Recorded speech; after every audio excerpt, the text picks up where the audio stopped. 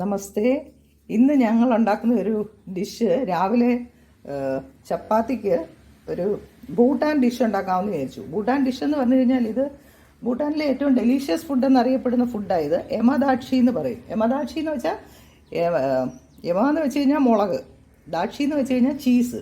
അതായത് അവർ കൂടുതലും ചീസും മുളകും ഉപയോഗിക്കുന്നവരാണ്. മുളക് നന്നായിട്ട് ഉപയോഗിക്കും, ഭയങ്കര എരിവുള്ള മുളകാണ് അവർ ഉപയോഗിക്കുന്നത്. അപ്പം എമദാക്ഷി എന്ന് വെച്ചാൽ ഈ മുളകും ചീസും വെച്ചിട്ടുണ്ടാക്കുന്ന ഡിഷാണ് അത്. ഇത് തന്നെ അവർ ഷാമുദാക്ഷി എന്ന് പറഞ്ഞിട്ട് കൂണ് വെച്ചിട്ടുണ്ടാക്കും, മഷ്റൂം വെച്ചിട്ട് അതുണ്ടാക്കും. പിന്നെ ഗോണ്ടോദാക്ഷി എന്ന് പറഞ്ഞിട്ട് മുട്ട ചീസൊക്കെ വെച്ചിട്ട് അങ്ങനെ ഉണ്ടാക്കും. അങ്ങനെ കുറേ തരത്തിൽ, പിന്നെ ചിക്കൻ കൊണ്ടും ഉണ്ടാക്കും. അങ്ങനെ നോൺ വെജ് വെച്ചുമൊക്കെ എല്ലാം ഉണ്ടാക്കുന്ന ഒരു ഡിഷാണ് ഇത്. വളരെ സിമ്പിളാണ്. ബ്രെഡിൻ്റെ കൂടെ കഴിക്കാൻ കുട്ടികൾക്ക് ഏറ്റവും ഇഷ്ടപ്പെടുന്ന ഡിഷാണ്. എന്നാൽ നല്ല ഡെലീഷ്യസുമാണ്, ഹെൽത്തിയാണ്. വെജിറ്റബിൾസും എല്ലാം ആവശ്യത്തിന് ഇതിനകത്ത് വരുന്നുണ്ട്.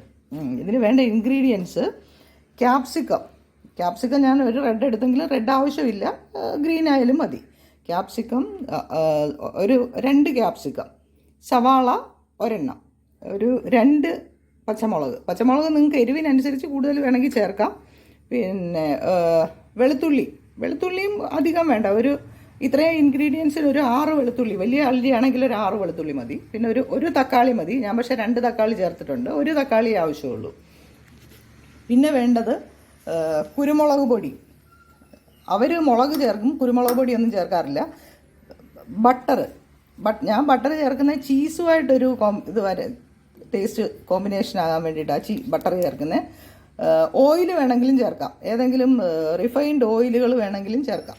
അതായത് അവർ ഓയിൽ ചേർത്തിട്ടാണ് ഉണ്ടാക്കുന്നത്. പിന്നെ വേണ്ടത് ചീസ്, ഒരു 5 സ്ലൈസ് ചീസ് വേണം.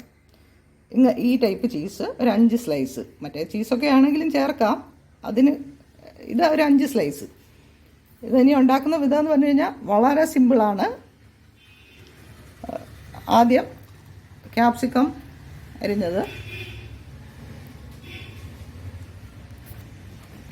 ചേർക്കണം.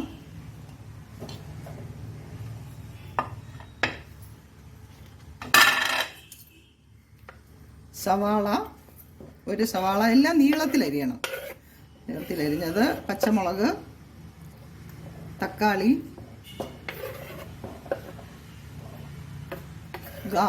വെളുത്തുള്ളി നീളത്തിലരിയുന്നത് നല്ലതാണ്. അവർ ചെറിയ വെളുത്തുള്ളിയാണ് ചേർക്കുന്നത്, ഇത് നമ്മൾ നീളത്തിലരിഞ്ഞ് ചേർക്കും. പിന്നെ കുരുമുളക് പൊടി, അത് നിങ്ങളുടെ എരിവിനനുസരിച്ച് എത്ര വേണമെങ്കിലും ചേർക്കാം. കുരുമുളകും പച്ചമുളകും മാത്രമാണ് ഇതിനകത്ത് എരിവിന് നമ്മൾ ചേർക്കുന്നത്.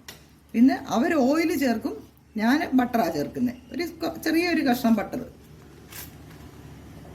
ബട്ടർ ചേർത്തിട്ട് വേറെ ഒന്നും ചേർക്കത്തില്ല. ഇതിനകത്ത് കുറച്ച് വെള്ളം, ഒന്ന് ആവി കയറാനുള്ള വെള്ളം, അധികം വേണ്ട വെള്ളം, ആവി കയറാൻ ആവശ്യത്തിന് വെള്ളം ചേർത്തിട്ട്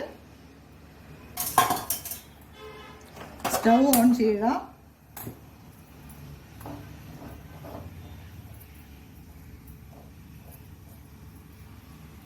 നന്നായിട്ട് ആവി കയറുന്നിടം വരെ ഒന്ന് വേവിക്കുക.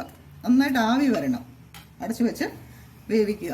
പിന്നെ ഇനി അതിന് ശേഷമാണ് ബാക്കി. ഇത്രയേ ഉള്ളൂ, സിമ്പിളാണ്. അരിയുന്ന ജോലി മാത്രമേ ഉള്ളൂ. എല്ലാം റെഡിയാക്കി വെച്ച് കഴിഞ്ഞാൽ പിന്നെ സിമ്പിൾ ഡിഷ്. ഇനി ആവി കയറിയിട്ട് ബാക്കി കാണിക്കാം. നമ്മുടെ എമദാക്ഷി റെഡിയായി. ഇതിനകത്ത് ഒരു കാര്യം ഇടാൻ മറന്നുപോയി, ഉപ്പ്.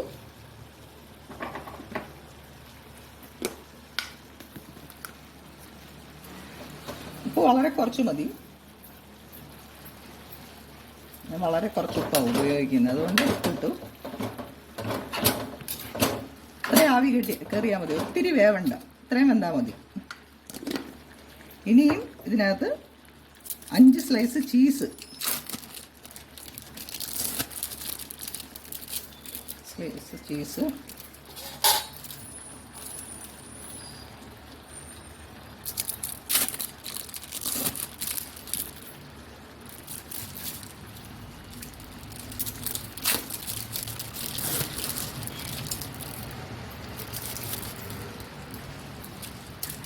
ഇത് ശരിക്കും പറഞ്ഞു കഴിഞ്ഞാൽ എന്ത് ഡിഷ് ഉണ്ടാക്കിയാലും ഗംഗയ്ക്ക് നിർബന്ധമാണ് ഇതെല്ലാം വീഡിയോ ഇടണം എന്നുള്ളത്. ഗംഗയുടെ ഒരു പ്രൊമോഷന് വേണ്ടിയിട്ടാണ് സത്യം പറഞ്ഞു കഴിഞ്ഞാൽ. അവൾക്കൊരു ഇൻസ്പിറേഷൻ ആകാൻ വേണ്ടിയിട്ടാണ് ഞാനിത് ചെയ്യുന്നത്.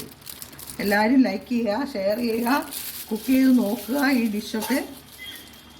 ടെക്നോളജിയിൽ ഞാൻ വളരെ പുറകോട്ടാണ്. ഇതുണ്ട്, ഇതിങ്ങനെ ചീസ് മെൽറ്റാവും. ചീസ് മെൽറ്റായി ഇതിങ്ങനെ ഇതിനും കൂടെ ഇങ്ങനെ ഒരു കുഴഞ്ഞ് ഇരിക്കും. ഈ ജങ്ക് ഫുഡൊക്കെ ഇഷ്ടപ്പെടുന്ന കുഞ്ഞുങ്ങൾക്ക് വീട്ടിൽ തന്നെ നമ്മളിത് ഉണ്ടാക്കി കൊടുത്തു കഴിഞ്ഞാൽ വലിയ ആരോഗ്യ പ്രശ്നങ്ങളൊന്നുമില്ലാതെ, ഗംഗയ്ക്കും ജങ്ക് ഫുഡ് ഭയങ്കര ഇഷ്ടമുള്ള കൂട്ടത്തിലാണ്. അപ്പോഴാണ് ഇങ്ങനെയുള്ള പരീക്ഷണങ്ങളൊക്കെ നടത്തുന്നതുകൊണ്ട് അതിൽ നിന്നൊക്കെ ഗംഗയെ പുറകോട്ട് വലിക്കാൻ പറ്റുന്നുണ്ട്.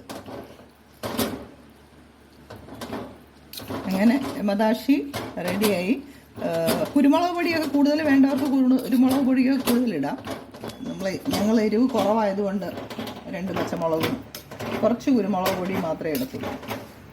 ഇങ്ങനെ എൻ്റെ ചപ്പാത്തിയുടെ കല്ല് കിടന്ന് ഇങ്ങനെ കരിഞ്ഞുകൊണ്ടേ ഇരിക്കുക. ഞാൻ ചപ്പാത്തി ഫുൾക്കയാണ് ഉണ്ടാക്കുന്നത്. നോർത്ത് ഇന്ത്യൻ സ്റ്റൈലിൽ ഫുൾക്ക റൊട്ടിയാണ് ഉണ്ടാക്കുന്നത്. അത് നിങ്ങൾക്ക് കാണിച്ചു തരാം, ഫുൾക്ക റൊട്ടി എങ്ങനെയാണ് ഉണ്ടാക്കുന്നതെന്നുള്ളത്. ഞാനിങ്ങനെ ഉണ്ടാക്കിക്കൊണ്ടിരിക്കുക. പിന്നെ പരത്തി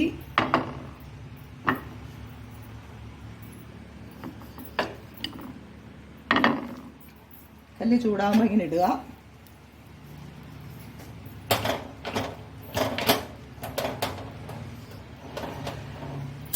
ഒരു സൈഡ് പൊള്ളി തുടങ്ങുമ്പോൾ, ഇത് നോർത്ത് ഇന്ത്യൻസ് ഇങ്ങനെയാണ് ഉണ്ടാക്കുന്നത് ചപ്പാത്തി.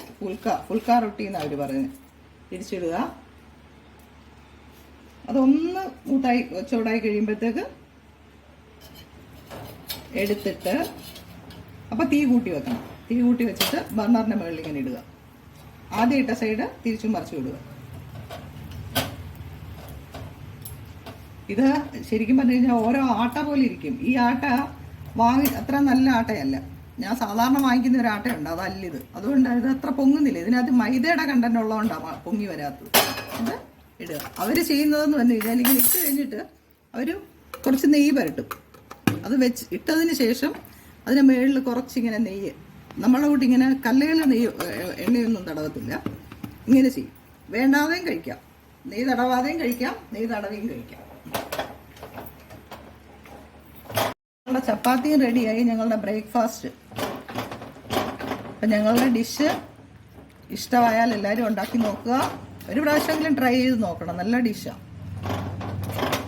അങ്ങനെ യമദാശി റെഡി, ചപ്പാത്തിയും റെഡി. ഞങ്ങൾ കഴിക്കാൻ പോവാം. അപ്പം നിങ്ങളും ട്രൈ ചെയ്യുക, ഷെയർ ചെയ്യുക, ലൈക്ക് ചെയ്യുക, ഗംഗയെ പ്രോത്സാഹിപ്പിക്കുക. ഞാൻ ചെയ്യുന്നെങ്കിൽ ഇത് ഗംഗയ്ക്ക് വേണ്ടിയാണ് ചെയ്യുന്നത് ആക്ച്വലി.